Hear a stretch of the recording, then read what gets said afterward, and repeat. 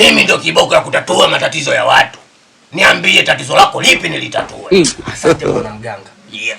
Bwana mganga, mimi nina shida kubwa sana. Bwana, mimi mke wangu haonekani. Hii wiki ya pili au ya tatu inaenda sasa hivi. Simuoni.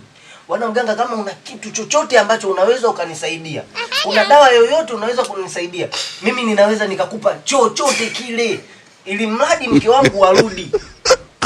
Walimu wanakuja ama? Tawile. Ndugu yangu wanikumbusha pale. Tawile. Hebu unasema maswala ya mkeo kwa kukimbia, sio nataka kumrudisha. Umenitonesha kidonda. Mimi mwenyewe mke wangu kanikimbia. Sijui anapata wapi mke wangu. Ndugu yangu wanikumbusha pale. Sasa mganga, hebu nyamaze sasa mganga. Niache.